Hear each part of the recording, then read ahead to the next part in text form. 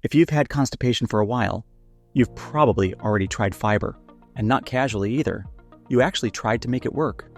You changed what you were eating, added supplements, stuck with it longer than you wanted to, and kept thinking, maybe I just haven't done enough yet. And if you're here, I'm guessing it either didn't help much, or it helped a little at first and then started making things worse in a way no one really warned you about. More bloating, more pressure, more stuck. If that's you, you're not imagining it. In this video, I'm going to do 3 things. I'll show you why fiber helps some people and quietly wrecks others. I'll give you a 2-minute test to figure out which group you're in. And then I'll give you a simple fiber protocol you can actually follow.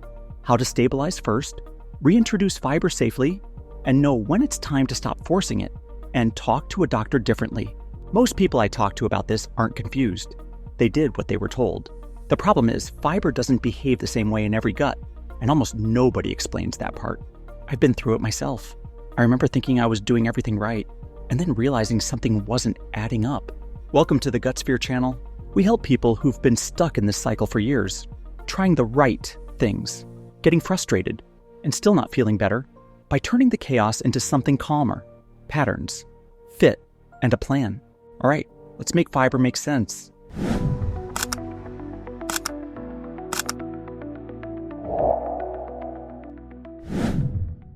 The easiest way to think about constipation is like traffic.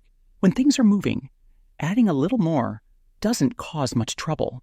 But when everything's already backed up, adding more on top of it doesn't fix the jam. It just creates more pressure. That's basically what fiber is for a lot of people. Fiber adds bulk. That's not controversial. That's literally the job. The part that gets missed is bulk only helps if the system can actually move and empty. So if you add fiber to a system that's already slow, stuck, or not emptying properly, you're not adding health. You're adding cargo to a traffic jam. Now here's the model that tells you where the jam is. The 3 bottleneck model. Most constipation falls into one of 3 bottlenecks. Sometimes it's more than one, but usually one dominates. Bottleneck number 1, the stool itself. Too dry, too hard, too sticky. The material doesn't move easily. Bottleneck number 2, the movement. The conveyor belt is slow. Things sit longer, water gets pulled out, gas builds. You feel bloated, but you still don't go. Bottleneck number 3, the exit. The stool may be right there, but the exit isn't coordinating. Pelvic floor and sphincter don't relax properly. You sit forever, strain, and still feel incomplete. And here's the sentence that makes fiber stop feeling confusing. Fiber is cargo. If your problem is mostly stool texture, the right fiber can help. If your problem is slow movement, more cargo can become more gas and distension before it helps. And for some people, it never helps. If your problem is the exit, more cargo often backfires because you're adding volume behind a door that isn't opening. Now let's classify yours quickly. The 2-minute fiber fit test. Don't overthink this. Just answer based on real life. Question 1. When you increase fiber, what happens in the next 72 hours? Output improves, you feel better. Fiber might be useful. Nothing changes? Fiber might not be the limiting factor. You get worse. More bloating, pressure, cramps, stuck feeling. You're the cohort this video is for. Question 2. Do you feel blocked at the exit? Blocked looks like long sits, heavy straining, incomplete emptying. Stool feels there but won't come out, needing tricks or extreme positioning. If that's you, and fiber makes you worse, odds are fiber isn't the main problem. Question 3. Are you more slow and quiet? Long gaps, low urge, upstream heaviness, and fiber makes you feel like a balloon. That's often a transit issue. And here's the unfairly revealing clue. If your stool is soft but still hard to evacuate, stop blaming diet for a second. That points strongly to mechanics. So you're now in one of 3 buckets: fiber-friendly, fiber-neutral, or fiber worsens. If your fiber worsens, the next step is not find the perfect fiber. It's to stop escalating, stabilize the system, and then reintroduce fiber like an experiment. Before the protocol, there's one myth we have to kill. The myth is more fiber is always better. This is how people get trapped. They increase fiber, it doesn't work, so they add more. Then they stack supplements. Then they add raw salads. Then prebiotics. Then some cleanse. And when their bloating explodes, they assume they're the problem. No, they're running an uncontrolled experiment. Fiber can help, but not when it's mismatched to the bottleneck and not when it's escalated blindly. Now, when people get burned, they swing into extremes. you'll see two tribes online. One says, fiber is the enemy. Go zero fiber. The other says, no, look at traditional diets. Hunter-gatherers eat huge fiber, 100 grams. That's the goal. Both sides miss the same thing. They're copying a number, not a system. If you're already backed up and distended, lowering fiber can reduce load and pressure. That can feel like relief. But sometimes that's not cure. It's just decompressing a jam. On the other side, high-fiber lifestyles often come with high capacity, movement, different food structure, circadian rhythm, lifelong patterns. You can't copy the number without building the capacity. So here's the nuance that matters. We absolutely care about optimal health. But if fiber worsens you right now, the goal isn't forcing 50 or 100 grams. The goal is earning your way up without suffering. Which brings us to the 4 fiber numbers people keep reacting to. A lot of people are living around 10 to 15 grams a day.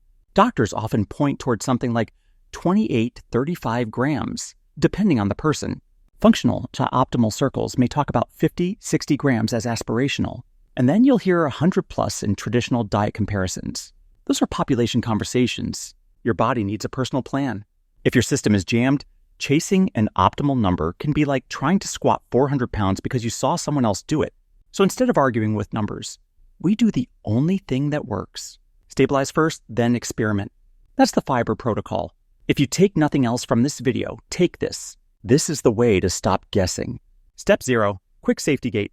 If you have severe worsening abdominal pain, vomiting, inability to pass gas, significant bleeding, unexplained weight loss, anemia, or a sudden major change in bowel habits, don't run home experiments. Get evaluated. Step 1, track just 3 things for 10-14 days. You're not tracking your whole life, just 3 outcomes. Output, how often, and does it feel complete? Effort, straining time on toilet. Pressure, bloating, abdominal pressure. These 3 tell you if you're getting better or just getting bigger. Step 2, name your dominant bottleneck. Dry hard, slow quiet, or exit block. If you're exit block, fiber is rarely the first lever. That matters. Step 3, stabilize first if fiber worsens you. For 7 to 14 days, stop escalating fiber. Reduce the roughest triggers. Keep meals boring and consistent. Your goal is simple. Lower pressure and get predictable evacuation back. This is not anti-fiber. This is stop adding cargo to a jam. Step 4, build capacity before you add load. This part is why fiber protocols fail when people skip it. Capacity looks like stool hydration support, so stool is easier to pass. Routine cues, consistent wake time, meal cue, bathroom window, exit block support, positioning, relaxing, and no endless straining. Movement cues, walking after meals if you can. If you don't build capacity, fiber just becomes extra cargo. Step 5, reintroduce fiber 1 variable at a time. Pick 1 lever, 1 consistent food-based fiber change, or 1 supplement type. Not 2, not 4, 1. Run it for 3-7 days with everything else stable. Step 6, titrate slowly. If pressure rises and output doesn't improve, revert to the last tolerated level. If output improves and pressure stays calm, increase gradually. If you're unsure, hold steady longer. Speed is how people get punished. Step 7, stop rules. Stop increasing fiber if pressure spikes and stays up for 48 hours. Stuck feeling worsens. Hemorrhoid fissure pain worsens. Most important stop rule. If stool is soft but still hard to evacuate, stop chasing fiber. Treat outlet mechanics as your bottleneck until proven otherwise. Step 8. Use the result as diagnostic information.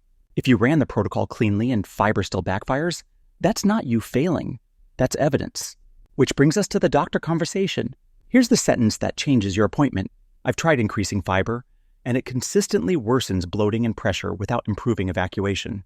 I want to evaluate whether my main bottleneck is transit speed or outlet mechanics, and match treatment to subtype. Bring your 10-14 day summary, output, effort, pressure, and what you changed. If you're exit block, ask about pelvic floor coordination evaluation and therapy pathways. If you're slow and quiet, ask about transit evaluation and staged options. The goal is not another generic tip. The goal is a subtype-driven plan. When you zoom out, the pattern is usually simple. The problem isn't effort, it's fit. Fiber isn't a universal fix, and struggling with it doesn't mean your body's broken. Most of the time, it just means the advice didn't match your bottleneck. This is exactly the gap Gutsphere is meant to fill.